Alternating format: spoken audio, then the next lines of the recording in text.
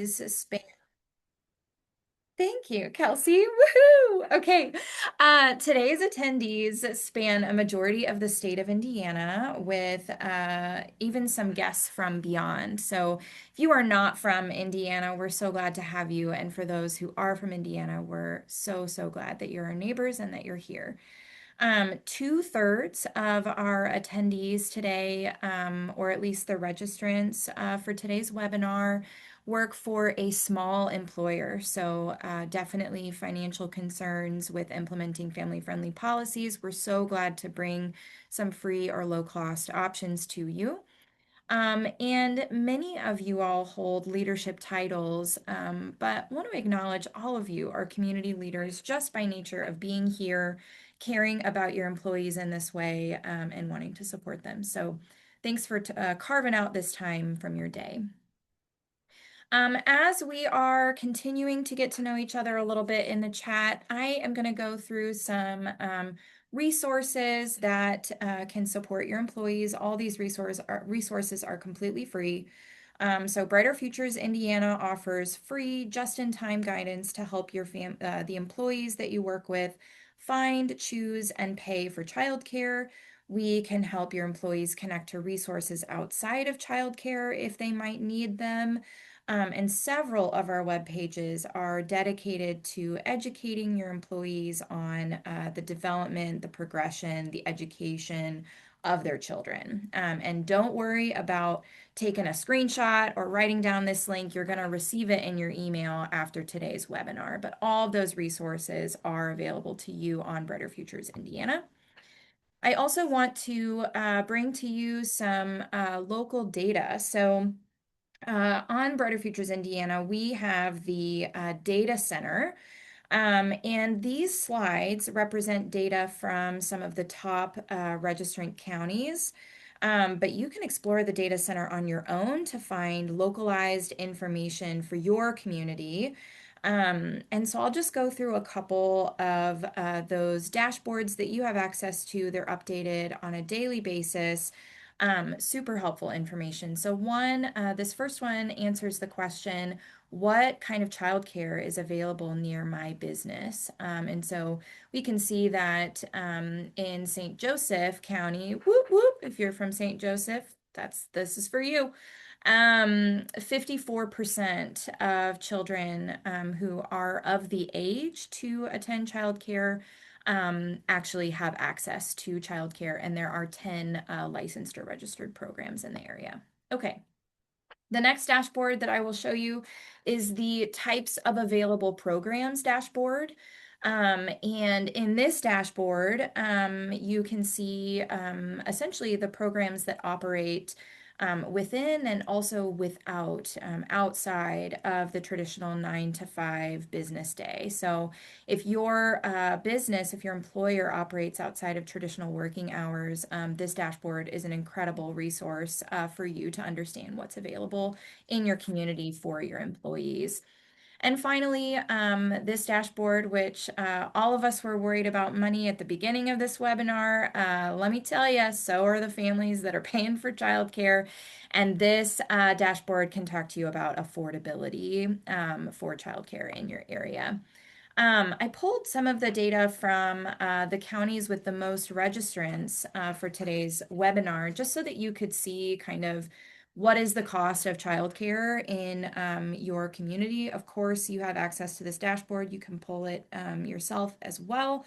But experts recommend that cost of childcare runs about 7% of a family's income. And we're seeing that in all counties that I pulled, it is more than 7%, if not double or more than double the cost that is recommended by experts. And we also know that there is a high return on investment for supporting comprehensive, high quality birth to 5 early education. So you all are investing right now just by being at this webinar and by implementing some of these policies.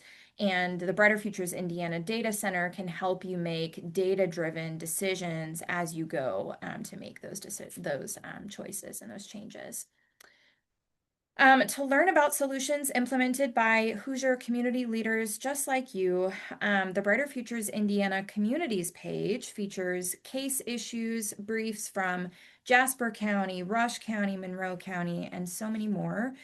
So check out what has happened and is already happening in your community. And to learn more about policies to support working families, check out the Boost Your Workforce Through Family Focused Policies guide created by the Office of Early Childhood and Out of School Learning. And again, you will receive all of this in your email, so please don't stress. All right. It is now my honor and privilege to introduce to you Jennifer Sabatini Fraone, a strategic advisor on modern workplace complexities, who will present a landscape review of today's caregiver realities to all of us. Welcome, Jennifer. We're so glad to have you. Thank you, Megan. I'm really excited to be here this morning. So, I'm here to provide a broader view of what's happening with parents and caregivers across the country. So, when I discuss caregivers, I want you to consider the full spectrum of who a caregiver could be. We usually think about a mom with a new baby, or maybe a mid career person with older parents, but it could be a young couple who just found out about their pregnancy, and they're excited, but maybe feeling afraid to announce it to their manager because of possible career implications. It could be a middle manager with a spouse who has a chronic or degenerative illness, a parent of a teen with substance issues that needs extra support and care, or a grandparent who is actually become the parent of their child's child full time because they're not available for one reason or another. And also, I want to make sure to highlight the growing sandwich generation of people who are caring for both children and adults. So when you look around the workplace, these people are all in the mix and in the midst, and you likely don't know about them. Caregiving is a pretty universal experience. We'll all either be caregivers or need caregivers at some point in our lives. So I'm happy to share some data with you to kind of drive this point home.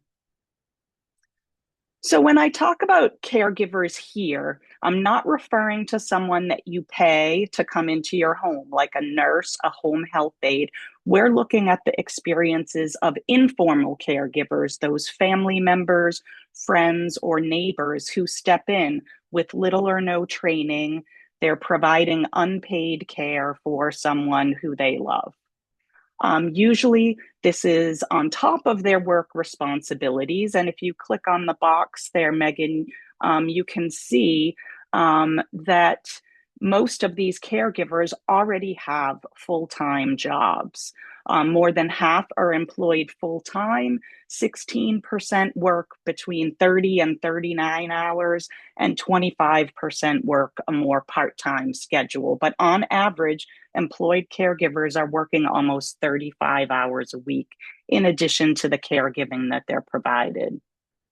Many of these people don't acknowledge themselves as caregivers, and that's especially true among men. They see themselves as maybe helping out their ailing parent, and they don't necessarily identify with the name. They also may keep this hidden from work. In fact, only 56% of caregivers say that their supervisor knows about their caregiving responsibilities. They might fear being labeled as less committed or less dependable, or the workplace culture isn't very supportive and there's a stigma to caregiving. So they forge ahead without support. So, part of my goal here is to normalize conversations about caregiving at work so people can come forward and seek the support they need, and workplaces can really be aware of some of the demographic trends that are going on. So, if you click next, Megan, there's okay. Okay. So, what are some of the reasons why we're seeing this increase in informal caregiving? An increasing number of people are aging. So, we have fewer young people in our population and more people who are living longer, but also have more ailments, need more support, need more medical interventions. We also are seeing an increased diagnosis of serious illnesses at younger ages. So people may have some sort of chronic illness or degenerative disease that's starting earlier in their lives. We also have falling marriage and birth rates. So people are less likely to have a partner who can support them in carrying that load of caregiving. And we have fewer people being born to take on that burden of care as our elders age. We have that increase in single parent households, and Megan highlighted, how difficult it is for single parents to meet the needs of care on a financial basis, but also the logistics and the emotional burden as well. And I'll talk a little bit more about that later. And the high cost of care, which Megan illustrated so well, far exceeding what should be being spent out of people's income on childcare. We also have a crisis where there is a shortage of child and adult care providers. We know that wages for this population are extremely low. We know that the immigrant or migrant population is largely responsible for providing care to loved ones. So there's less availability for paid care, necessitating that people step in on their own to provide care themselves. And so we also see that the amount of care provided has nearly tripled since 2020. So the people who are providing care are providing even more care in terms of hours and hands-on. So Megan, if you click one more time, we can see that this is not a passing trend.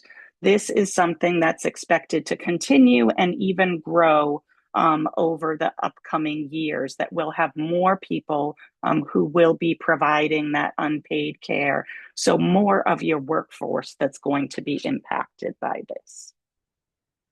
Okay, and we can go ahead and move on.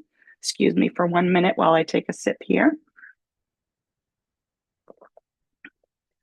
So let's focus in a little bit more on childcare, because I know you're all here as part of your concern for working parents. And we know that there's a lack of real true infrastructure, which can harm families in the workplace. Our country as a whole does not offer any paid parental leave. We just have unpaid FMLA. Many states do not offer paid parental leave, although we are seeing more states hop on board. Recently, Maryland and Maine. So I know that there are a lot of people advocating for paid leave so that people feel like they can take the time they need to recover from birth, as well as bonding with their child. But right now, that is not something that exists universally. So quality infant and toddler care is very difficult to find and extremely expensive in many cases, more than college tuition. And we have years to prepare to pay for college tuition. This is an immediate cost concern for families that it's really difficult to anticipate. Also, school hours do not match parental working hours. The school day, both on the front end and the back end, are shorter than more normal working days. And I know that Indiana has recently passed the House Enrolled Act 1018, which can help alleviate some of the issues around after school care for people. So there is some progress being made in this area, but there certainly is not universal access to before and after school care to help parents manage their schedules. Oftentimes, by the employer, childcare is viewed as a personal problem to solve. You have to show up, you figure it out. But it's really not easy for parents to be able to do that. And what we're seeing is women opting out of the workforce when the situation becomes untenable. This is driven by a combination of high stress and burnout that they're experiencing, inflexible work environments, and the rising cost of caregiving. And I'll show some more data on this that has come up really recently. So this has a negative impact on the economy and also on women's financial stability over their entire lifetime. And so I just want to emphasize that childcare really isn't optional. It's a gatekeeper to employment. Any parent who's going to be working with both parents in the workplace need to have childcare in order to show up at work. And so to fully leverage that talent pool, we really need to focus on enhancing childcare support in the workplace. So let's move on and look at a little bit more of the shifting demographics of working caregivers. This data on the left was from just a couple of years ago, where we can see that of caregivers who work full time, 56% were women at that time and 44% of men. So men are providing a considerable share of caregiving. But at that time, it was gender split 56 to 44.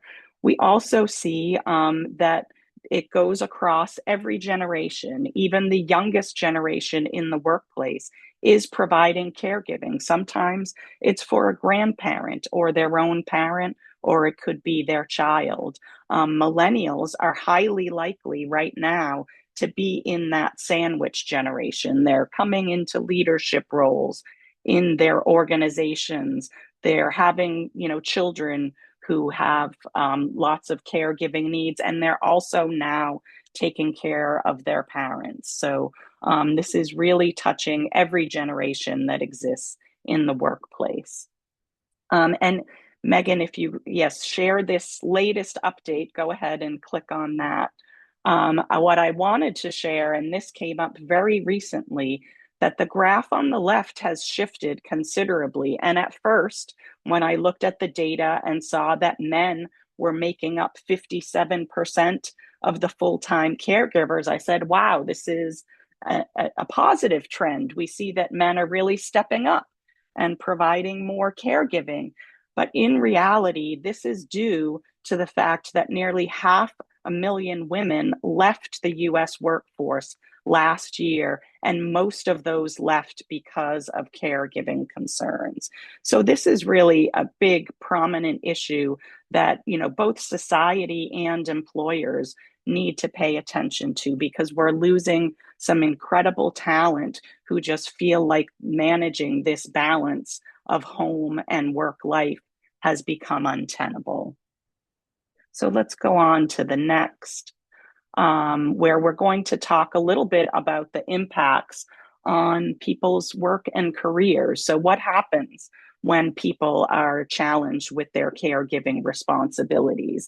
They go in late, they take time off, they might take a leave of absence, reduce their working hours, turn down a promotion, stop working altogether, or maybe they change their employers. They find someone who has a more family-friendly offering.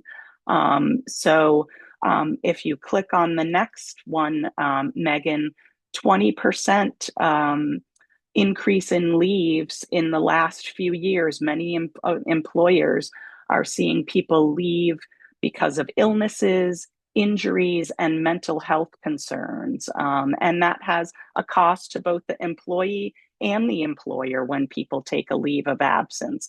But what I found really compelling was that 71% of those caregivers say that they could have avoided that leave altogether or reduced it if they had adequate workplace support. So this is an area where employers can really step in and make a difference to their employees being able to maintain their employment. Next, I want to talk about employee well-being for caregivers. Caregivers are much more likely to suffer chronic conditions like obesity, asthma, COPD, arthritis, compared to non-caregivers.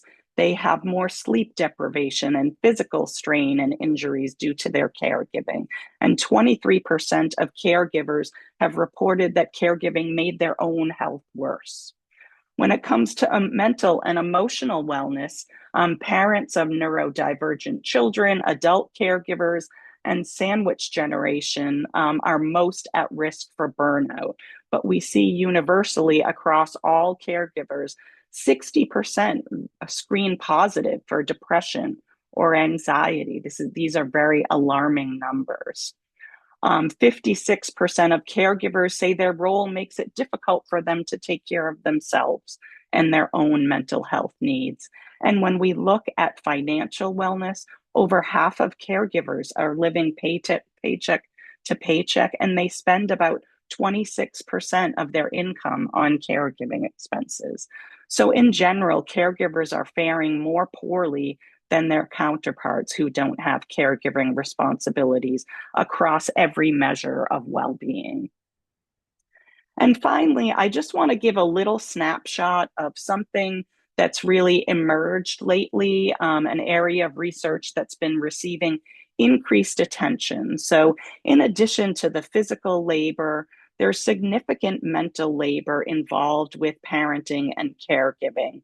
So, there's a fantastic researcher, Julie Wayne from Wake Forest University, who calls this invisible family load, balancing complex schedules, anticipating your child's evolving needs, making countless decisions each day, navigating the complex healthcare system. These can push people to limit working or leaving the workforce altogether, as we've spoken about. So, working caregivers are juggling this mental load as well as all of the daily hands on and caregiving tasks in addition to their jobs. So we can call this a second shift that never really ends. And so, with that, I just want to pass this along back to Megan so we can talk more about some solutions. Yeah, thank you so much, Jennifer, for sharing this research landscape review. Um, I am going to stop sharing my screen so that you can all see our panelists even more, and give our panelists an opportunity to introduce themselves. So you've heard from Jennifer, but I'd love to give Jennifer a chance to share a little bit more about who she is. Thank you, Megan. I have worked for the past 20 years at the Boston College Center for Work and Family, which is a research center that studies caregiving and other work life issues, working at the nexus of research and working with corporations and nonprofit organizations on how to make their organizations more family friendly. And now I have started my own consultancy to help organizations create more family friendly workplaces. Incredible. And Freedom, we would love to hear from you. Hi, everyone. I'm thrilled to be here with you all. And thanks, Jennifer. That was wonderful information and data. I am the CEO of the Milk Bank. My background is in nonprofit, really advocating for women and children. But how I ended up specifically at the Milk Bank is I was really interested in the idea that the public is aware of blood banking and organ donation as historic and modern life-saving interventions, but less aware of milk banking. And that interest attracted me as to why. And as we lift families and we lift caregiving, I really believe that we lift community and lift us all. So I couldn't be more thrilled to be with you here today. Wonderful. And Carla. Thanks, Megan.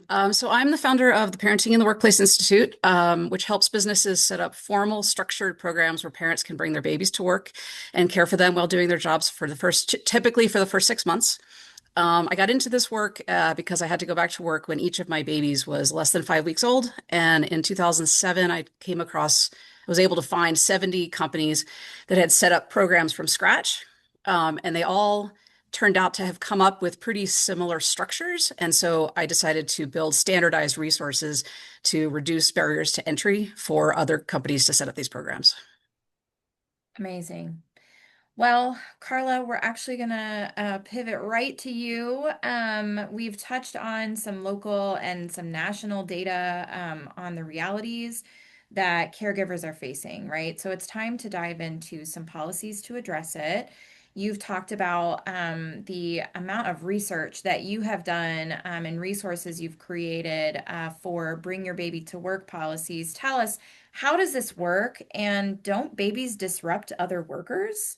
So that's the fear that most people have when we first introduce this concept. I mean, I would say the overwhelming majority of business owners or even coworkers are very skeptical that this could possibly work. And the key is setting up a structured, formal policy. We've had a couple of companies that were able to kind of do it free form and it worked, but we strongly recommend using a template like a policy structure with proven parameters that there are a lot of factors that go into it, but that result in it being very successful, being where the babies are happy, they end up bonding with the coworkers, and it turns into kind of a community of support for the parents, and ends up increasing retention. It allows parents, especially moms, to return to work much earlier than they otherwise would because they don't have to separate from their babies. What ends up happening in practice is parents and coworkers basically work together. Coworkers end up bonding with the babies, even coworkers that don't typically expect that they're going to. And so the babies have this community of intellectual stimulation and physical support. And one of the key parameters that we recommend implementing is that babies, this sounds strange when you say it, but it's that babies can't be disruptive. And when you have that in your policy, what ends up happening is parents are very responsive to the first sounds of distress from their child, which is actually ideal for development of babies and results in very content babies. I mean, we do recommend that companies have a room for situations where a child is, upset for more than a few seconds. But it is very rare in these companies, and we've got more than 200 that have done this so far. It is very rare to have a situation where you have a baby that you have to ask to, end the program. You want to have that in your policy, but it's rare that you have to use it because of the dynamics that evolve from having these structured policies. So structured policies, and this is my baby. This is our baby, right? This is our That's what community's happens. babies. Yeah. Yes. Okay. So I know that the Milk Bank has implemented a Bring Your Baby to Work program. And Freedom, I would love to know kind of, can you touch on what's worked for your organization? Yeah, I think when you first invited me, I checked in with Megan and was like, "Are you sure?" Because it doesn't seem to be the most exciting thing that we do because, as Carla said, the babies just really aren't that disruptive. We've been open for 20 years and we've had a Bring Your Baby to Work policy for all 20 of those years. So families, moms can bring their infants in for 6 months. We do have a structured policy. It is in our handbook that it is one of our benefits. And we do have a release that the parent signs, really explaining that they're still responsible for their infant. We informally call our babies office babies. We've probably had maybe 10 over the last 20 years in all different roles. Like we've had them in senior level roles, entry level roles. And as I was thinking back, it was as Carla said, the infant gets a lot of stimulation, right? Even just people walking by, smiling, saying hi, making eye contact. Um, it's a bright spot for coworkers, even if they're not baby people. It facilitates a lot of advanced conversation. And so one thing that doesn't happen at the milk bank is we're not surprised by maternity leave. Our staff is not worried about retaliation or what will happen for promotion opportunities or professional development because they've seen historically an announcement of office baby is met with celebration. And so they're kind of excited to share that, which allows our company to plan early, right? For even however long they're going to take off before they come back.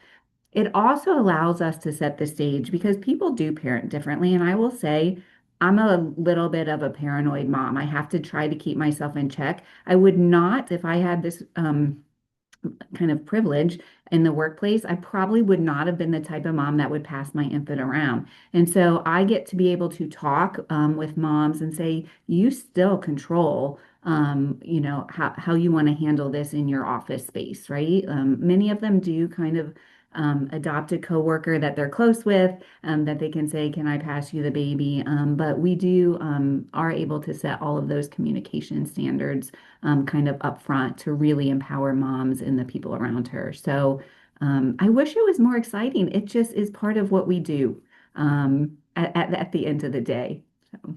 And you know what? Sometimes no news is good news, right? And so setting those clear expectations up front, and then celebrating, right? And that's so beautiful. And Carla, you mentioned that over 200 businesses are implementing bring your baby to work policies. Can you talk a little bit about what you've heard from those other businesses? How has this impacted personnel and workplace culture? So there are a lot of benefits that we've seen and heard from companies that have done this. There's companies in a wide range of industries. We have credit unions where tellers bring their babies, schools, museums, government aid, quite a few actually, government agencies. Um, it's a very wide range. I think we've got 30 plus different types of organizations. The only organizations that we've seen where this doesn't tend to work is just safety related for the babies. Or, it just doesn't work logistically for the parent to be able to care for their child while doing their job. But companies consistently report significantly higher morale across the organization, increased retention, not just of parents, but of other employees who love having this program in place, love having the babies around. It makes their day brighter.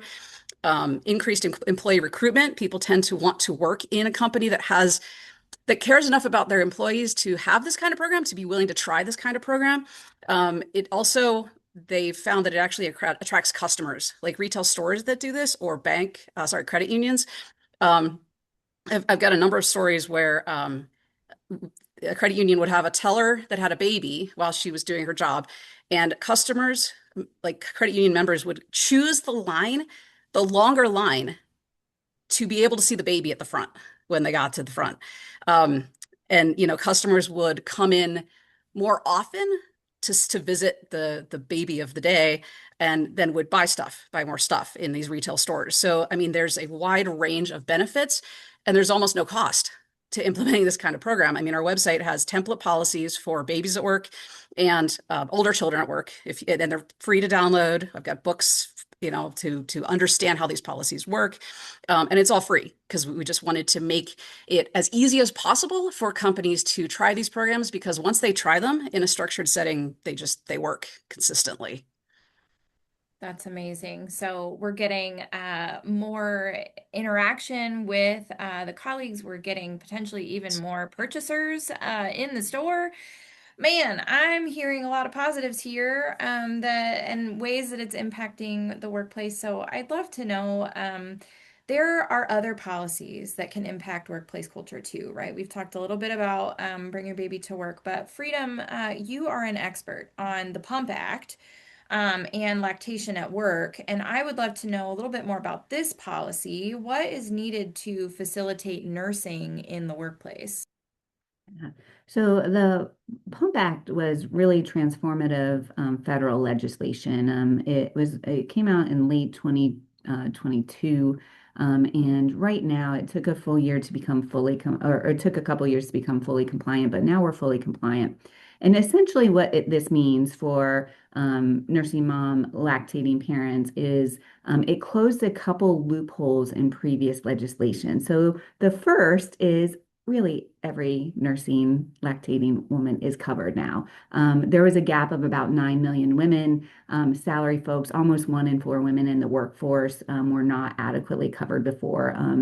Positions like nurses and hospitality and teachers. And so now we're covered.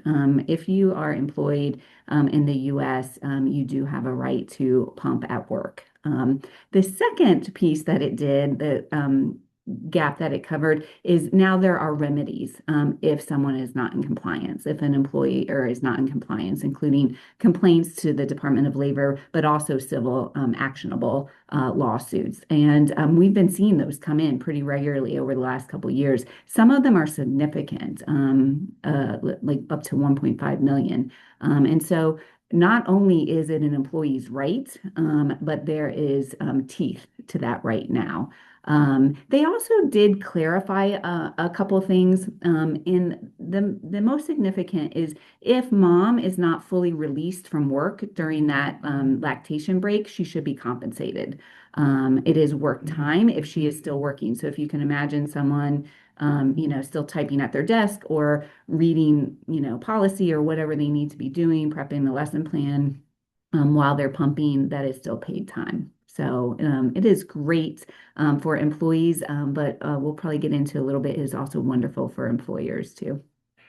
That's amazing. Yeah. And as Freedom indicated, lactation at work is mandatory in every sector by law. But bring your baby to work policies are optional. And so, Carla, you kind of indicated that you've seen bring your baby to work policies in several sectors, credit unions, schools, and that really the most important piece is safety, right? And so can Yeah. you talk a little bit more about industries where bring your baby to work policies work best and maybe some that this policy doesn't work as well?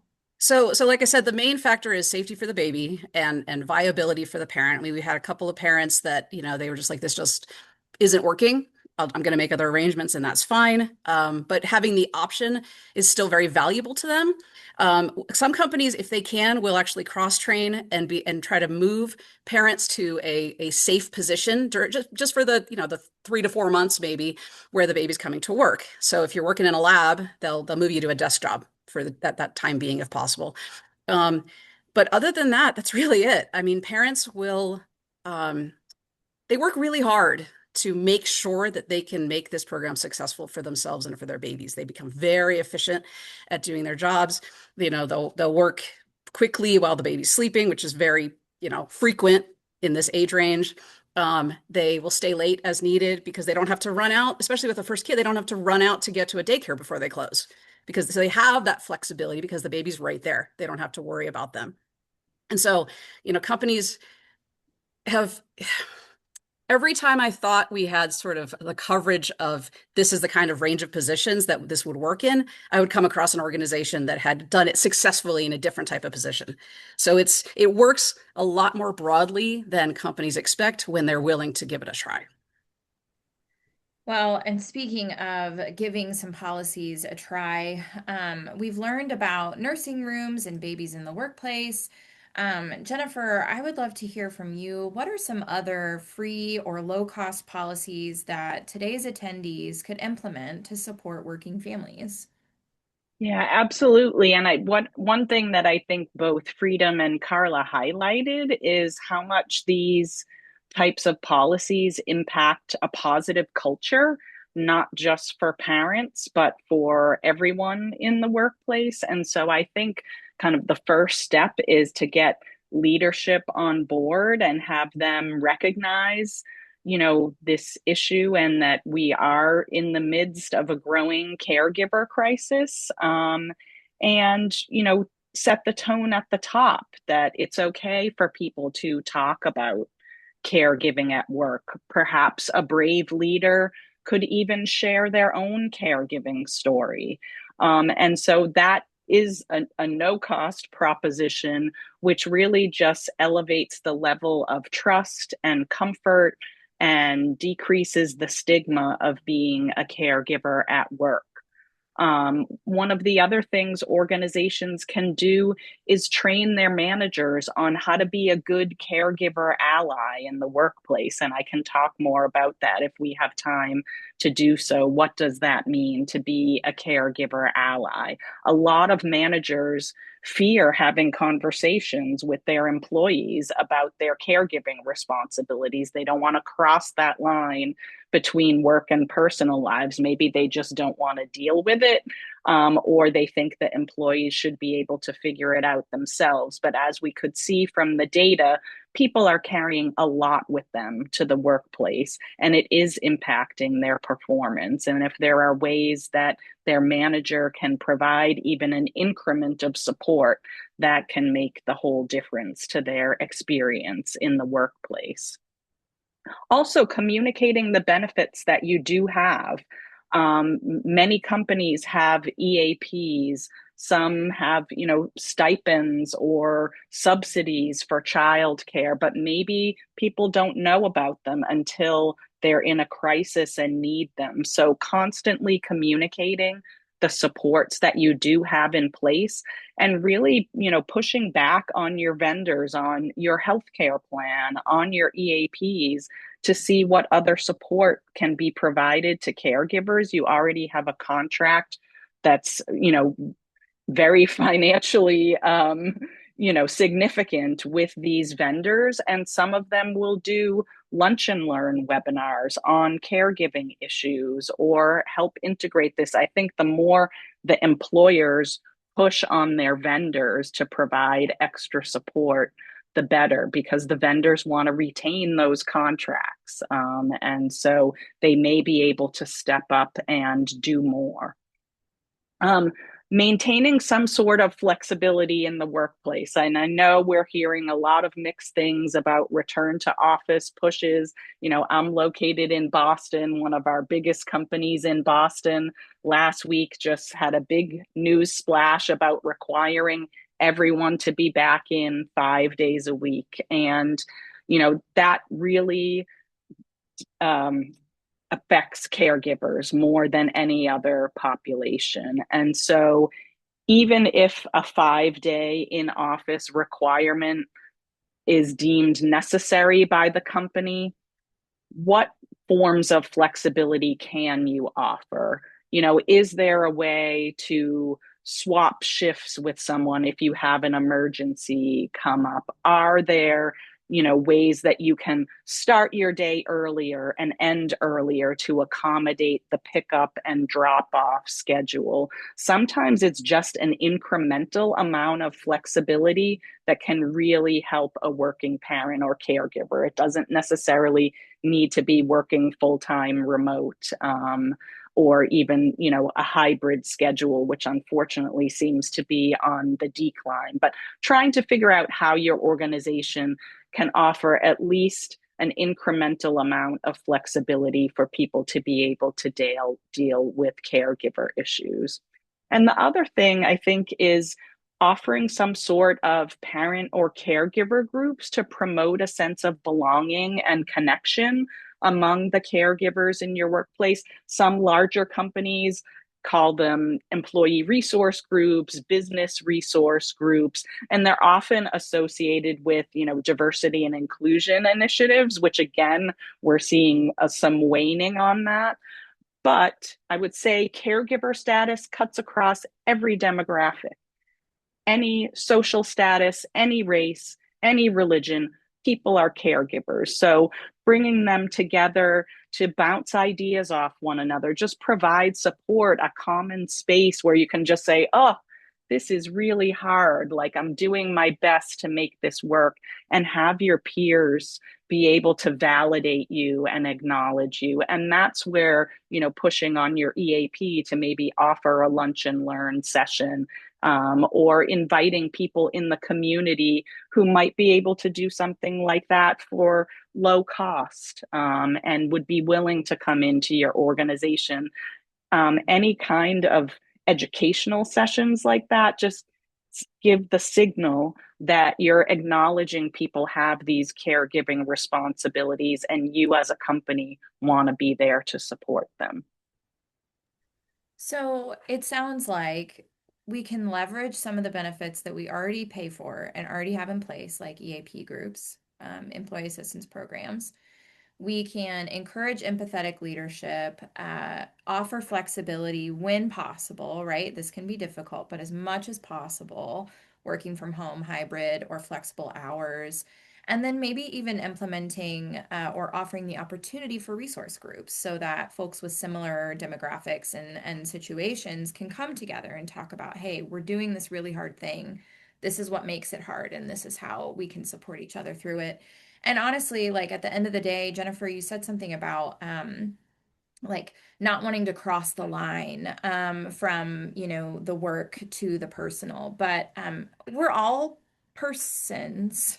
We are all humans. Everything is personal at the end of the day, right? And so Again, the fact that our attendees are here means that they understand that, they see that, and they want to kind of work on some of these. So I want to open the conversation up to all panelists here with a couple of questions to drive us home. You know, we've talked about how this can help attract employees and help them to stay as well. Curious, talk to me a little bit about what is the time that it might take to stand up some of these policies. We've talked a little bit about cost already, so I think maybe just what is the time that's required to start some of these that we've discussed? So for babies at work, assuming you just use our template policy and then you adapt it to your organization, it's a pretty quick process. I would say the majority of the time that employers need to spend is just meeting with the parent that's going to be bringing their baby just to have a little bit of a plan before they come back and maybe checking in, making sure they have what they need, that kind of stuff.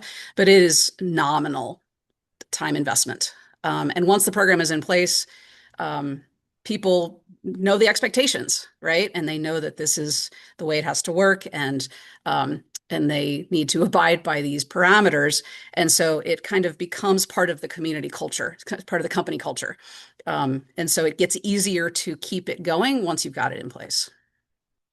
Yeah, and I know lactation is required in the workforce, but can we talk a little bit about what time is required to make that feasible? Yeah, I think the ongoing support of lactation isn't a lot of draw. I think when you're talking about standing it up, the most important thing I think any employer can do is have the policy and the process in place before it's needed in terms of lactation. The great piece, though, is that no one has to do it alone and you don't have to recreate the wheel, right? There's already, like the Pump Act gives very clear guidelines on what is required, right? It doesn't have to be a permanent space. It just has to be available when it's needed. It has to be free from intrusion and some of these things. But the milk bank has some preliminary information. The Wellness Council of Indiana, I'm sure Jennifer and Carla. It's so easy to kind of have a sample policy or almost a toolkit. This is what a lactation room looks like, so that when it's needed, it's turnkey for you. If nobody is lactating in your space right now, it's actually the time to have that conversation. So you can identify where that lactation room or facility might be. It might be mom's own office, right? And so then there's really no time draw. There are some industries that might be a little trickier. So like a lot of the lawsuits we have seen are in the hospitality fast food industry where there isn't like a clear space. So again, having this upfront work, which doesn't take a lot of time or energy before it's needed, is the key. And most of the policies you talked about, Jennifer, are things that are, maybe they're in place or might require a little bit of shifting. I'm curious about the time lift required for implementing a resource group or supportive space like that you discussed, Jennifer.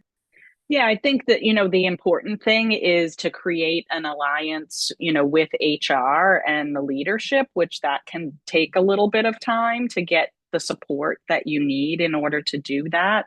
But, doing an assessment of your currently available policies, looking at what's out there, what other support your vendors can provide is something that HR could really delve into. And then, the creating the caregiver groups, usually those are started more on the ground level with a few people getting together and saying, oh, we'd really like to get this going, unless you have a formal like employee resource group structure.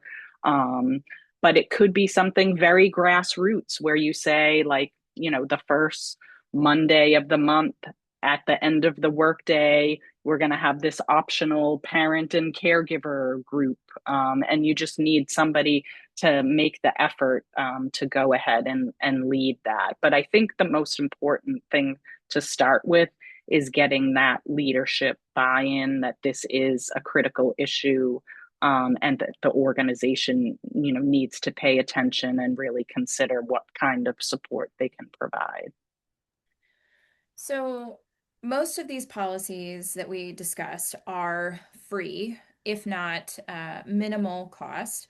Time to implement, not incredibly heavy, it sounds like, for most of these. And we know from Nobel Prize winning economist James Heckman that there is that 13% return on investment for these kinds of supports for families with young children. So I guess my last question here for all of our panelists is what is one simple piece of actionable advice that you'd like to give attendees today? You know, if they walk away with nothing else, what should they take away from our conversation today? Well, for babies at work, I would say don't be afraid to try it. That's really the key. Because I cannot tell you the people that told me I thought this was a terrible idea. I thought the babies would cry all the time. It was going to be a disaster. And then in some cases, they ended up being the people that loved it the most and being the ones that championed it. We had this one guy at the first babies at work business that I found. It was a credit union in California. He was very resistant. The company implemented it anyway. And then he ended up moving to a new organization. He was so passionate about the program by that point. He helped implement a program at that new organization because he was so excited about it. So I would just say, don't be afraid to give it a shot. You heard it here first, folks. Just do it. Just do it. Freedom, tell us. I agree. I think the best call to action is to put something on your calendar right now that you're going to follow up on, right? Because we all get busy. The one thing that is most important to me for small businesses is I think small businesses especially want to be family friendly. Like I actually think most of them love their employees and they're doing what they can to take care of them. And they have OSHA and HR compliance and E-Verify and facilities and all of these things that kind of can get in the way. I think especially in healthcare and public health, sometimes we over communicate and want to give you a white paper on breastfeeding. You don't need that, right? Breastfeeding is good for babies, but it's also good for business. You will see lower turnover rates. You will see reduced absenteeism. You'll see, higher morale. You'll see lower actual healthcare costs. It's all very research based. You will have a 3-to-1 return on your investment if you are supporting breastfeeding. A happy workforce is a productive workforce.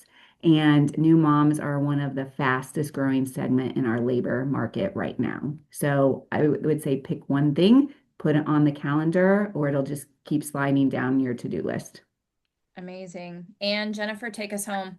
Okay, and I would just build off what Freedom and Carla said with, making that compelling case for why. So a recent study said that 73% of employees would switch employers for better benefits and a more family-friendly culture. So if you are not doing this, this is creating a talent issue for you. If you care about retention, attraction of younger employees who increasingly have these caregiving responsibilities, pay attention to this and evaluate what you can do to support your employees.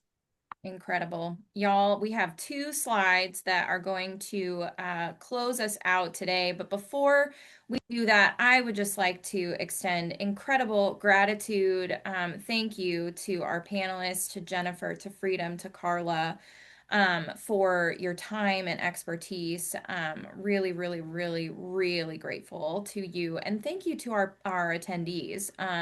It is not easy to carve out an hour of your workday to attend a webinar with everything else you have going on. So you all are champions of early childhood and of supporting your families in the workplace, and we're grateful to you.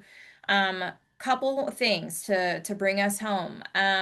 We have one webinar left in this For a Stronger Workforce series, and so we can help decide the topic together with our survey that you are seeing my screen, right? Yes.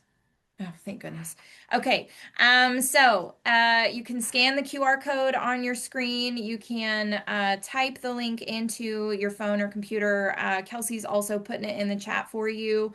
Um, surveymonkey.com/r/policies for working families. It's a 4-question survey, should take you less than 2 minutes.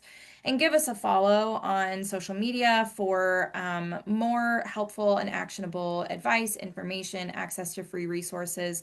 All of our services are completely and totally free. We're not selling you anything.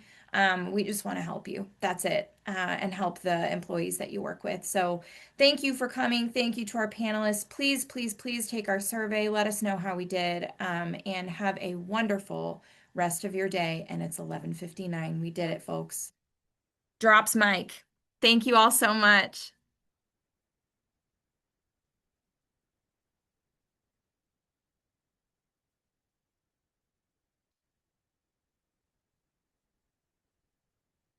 All right, I'm going to close us out. Scan that QR code. Have a great day. Thank you. Thank you. Thank you. Bye, everybody.